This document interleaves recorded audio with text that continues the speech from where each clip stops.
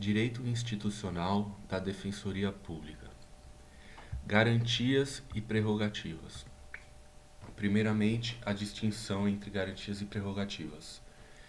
Garantias são a salvaguarda da atuação plena do defensor público, livre de ingerências ou pressões externas. As prerrogativas são instrumentos jurídicos que possibilitam a defesa plena dos interesses dos assistidos. Estão ligadas à atuação cotidiana, às necessidades mais diretas para cumprir o seu trabalho. Então, as garantias são a salvaguarda da atuação livre de ingerência ou pressão externa. Então, essas são as garantias. E as prerrogativas são instrumentos jurídicos que facilitam a defesa plena dos assistidos. Então, na Lei Orgânica de Lei Complementar de 80, Lei Complementar 80 de 1994, tem lá das garantias e prerrogativas, artigo 127. São garantias dos membros da Defensoria Pública do Estado, sem prejuízo de outras. 1. Independência funcional no desempenho de suas atribuições. Isso quer dizer que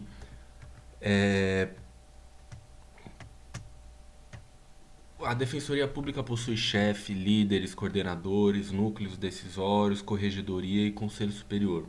Eles devem ser seguidos e isso não viola a independência funcional. O defensor público pode ser pautado pelos seus ideais e usar os argumentos conforme sob a sua responsabilidade para fins de atender a sua função. Então ele pode escolher a tese que vai defender. O defensor público, com base nessa independência funcional, pode concluir pela impossibilidade de interposição de recurso. Entretanto, no âmbito do processo penal, há a previsão de que o réu pode manifestar desejo de recorrer. Caso isso ocorra, não se pode obrigar o defensor a recorrer, pois ele já formou seu convencimento, sob pena de violação de sua independência funcional. Por outro lado, deve-se respeitar o direito do réu, que expressamente manifestou desejo de recorrer. Então, nesse caso, a solução é a designação de outro defensor para atuar, para não se configurar violação ao princípio do defensor natural. Então, concilia-se o direito de recorrer do réu e o princípio da independência funcional do defensor público natural. 2. Segunda garantia. A primeira é independência funcional, a segunda é inamovibilidade. Então, o defensor público é livre para desempenhar de acordo com a sua consciência, sempre nos interesses do assistido, sem sofrer ingerências ou pressões externas. De nada adiantaria isso, que é a garantia, não adiantaria a simples garantia da independência funcional se o defensor pudesse ser posteriormente transferido para outra função ou atribuições como penalidade por suas manifestações. Então, a garantia da inamovibilidade não só tutela o afastamento da comarca ou seção jurisdicional onde exerce as funções, como também veda, além desse só afastamento de comarca ou seção, ele veda a remoção de um órgão para outro dentro da mesma comarca e o afastamento indevido das funções institucionais. Então, a inamovibilidade, a única hipótese dela ser superada é o caso de remoção compulsória. A terceira garantia é a irredutibilidade de vencimentos. Como atualmente a forma de remuneração da DP é por subsídio, então se trata aqui da irredutibilidade de subsídios. 4. Quarta garantia é a estabilidade. Ela tem origem na Constituição Federal de 88, artigo 41, que diz: são estáveis após 3 anos de efetivo exercício os servidores nomeados para cargo de provimento efetivo em virtude de concurso público. Então, ele não pode ser demitido, o defensor público, exceto hipóteses do artigo 41, que é sentença judicial transitada em julgado, processo administrativo com a garantia da ampla defesa, procedimento de avaliação periódica de desempenho estabelecido em lei complementar. Os defensores públicos gozam dessa estabilidade, mas não da vitaliciedade, que neste caso é só o MP, juiz e Tribunal de Contas. A vitaliciedade, que é essa dos juízes, Tribunal de Contas e MP, se adquire em 2 anos e perde o cargo somente em razão de sentença judicial transitada em julgado. A estabilidade que se enquadra à Defensoria Pública obtém-se com 3 anos de exercício e são possuídas pelos servidores estatutários, inclusive a Defensoria Pública. Então, para perder o cargo, só com sentença judicial transitada e julgado, processo administrativo e avaliação de desempenho.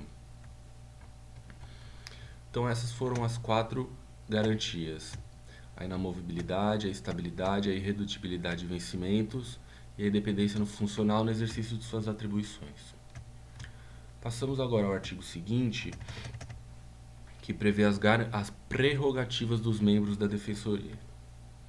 A primeira dela é receber, inclusive quando necessário, mediante entrega dos autos com vista, intimação pessoal em qualquer processo e grau de jurisdição em instância administrativa, contando-se-lhes em dobro todos os prazos.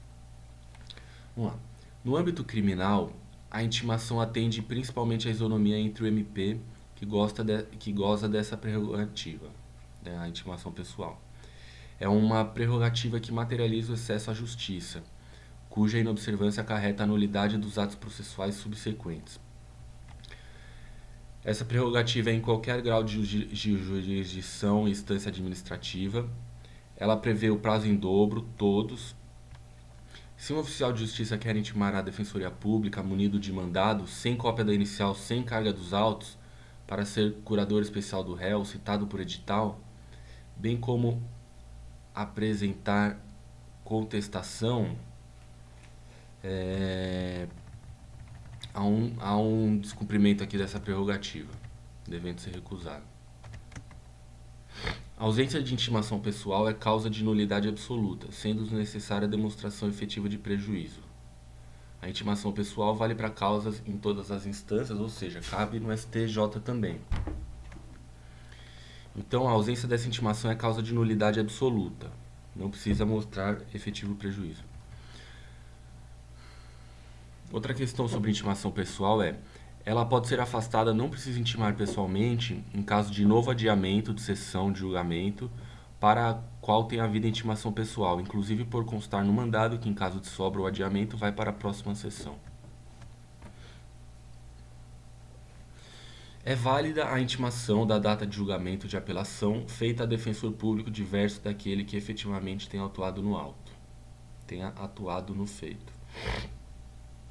Considera-se intimado após vista dos autos, já que a intimação é possível, e zelar pelo exercício de tal prerrogativa constitui dever funcional. Intimação pessoal, mesmo que o DP esteja presente no ato da audiência. Então, se algum prazo saiu da audiência, ele tem que ser intimado pessoalmente, mesmo que ele tenha estado presente na audiência. Prerrogativa 2. Não ser preso, senão por ordem escrita judicial, salvo em flagrante, caso em que a autoridade fará imediata comunicação ao defensor público geral. A Constituição Federal garante a todos que só será preso em flagrante ou por ordem escrita e fundamentada da autoridade judiciária. A peculiaridade com a DP é a obrigação de comunicar o DP geral sob pena de responsabilidade de quem não o fizer. Deve ser recolhido em prisão especial ou sala de estado maior durante o curso do processo criminal. Caso venha a ser condenado por sentença transitada e julgado, o cumprimento da pena privativa deve ocorrer em dependência separada no estabelecimento penal.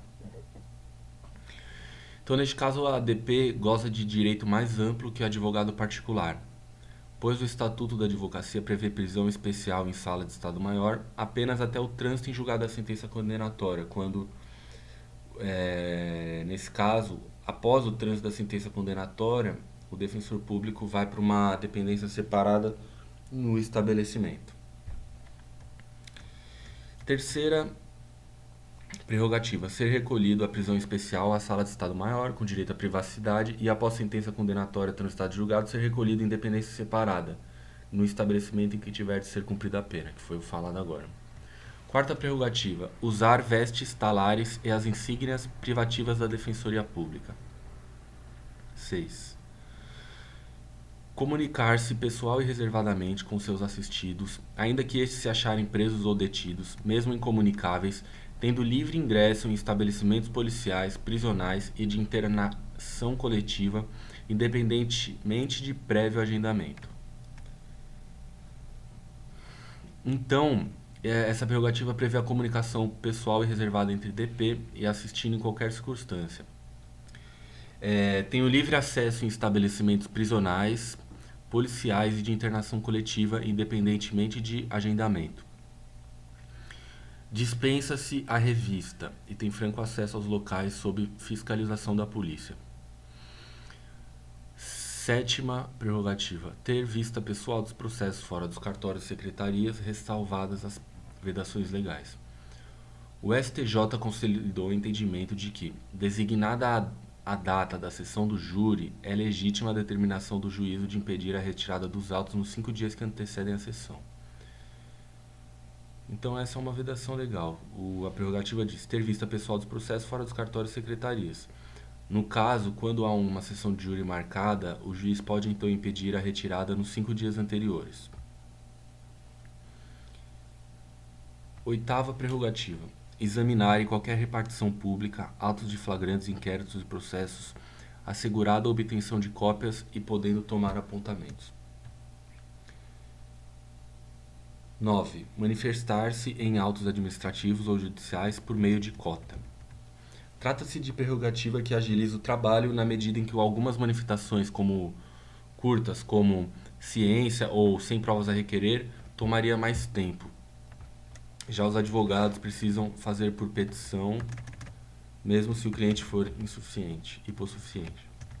10. Prerrogativa 10. Requisitar de autoridade pública ou de seus agentes exames, certidões, perícias, vistorias, diligências, processos, documentos, informações, esclarecimentos e providências necessárias ao exercício de suas atribuições. Abrange também o pedido de realização de exames, mas também o pedido de realização de exames, perícias e vistorias. Então, tá. 11. Prerrogativa 11. Representar a parte em feito administrativo ou judicial, independentemente de mandato, ressalvados os casos para os quais a lei exija poderes especiais. É como se a investidura do cargo acompanhasse implicitamente a outorga da cláusula de judícia para o fórum geral, exceto os poderes especiais, final do inciso, que são receber citação inicial, confessar, dar quitação e firmar compromisso. Para isso, precisaria dos poderes concedidos pelo assistido.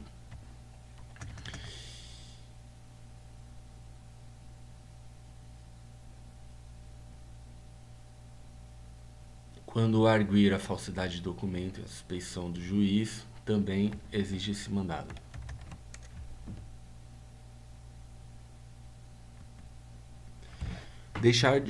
A 12 é deixar de patrocinar a ação quando ela for manifestamente incabível ou inconveniente aos interesses da parte, comunicando o fato ao defensor geral. Então é essa possibilidade de recusar o patrocínio. Ela decorre da independência funcional. É quando avalia que a ação pode trazer mais prejuízos ao assistido. Então deve esclarecer ao assistido e comunicar ao defensor público geral. O defensor deve negar patrocínio ao não necessitado, comunicando ao defensor geral.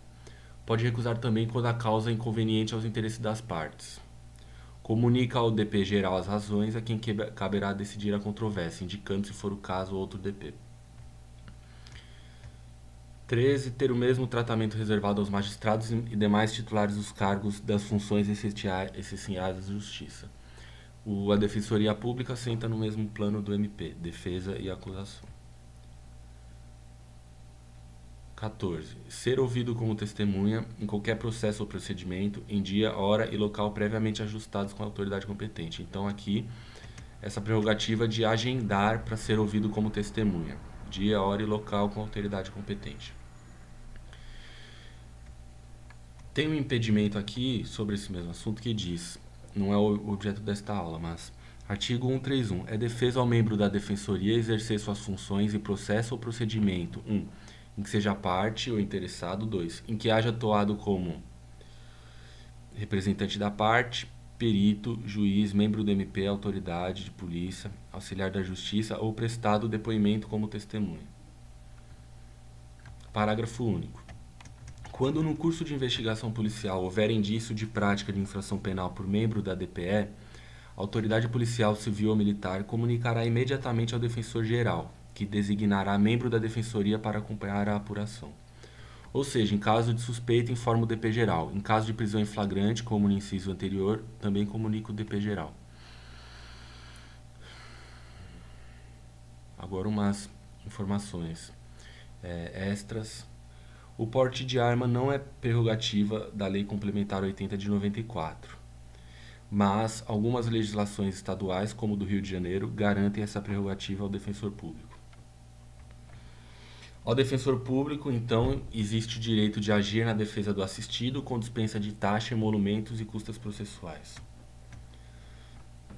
O defensor público pode candidatar-se ao cargo de prefeito e, se eleito, não obstante obrigado a afastar-se do cargo, poderá optar por receber a remuneração do cargo efetivo. As defensorias públicas estaduais têm prerrogativa de formular sua própria proposta orçamentária.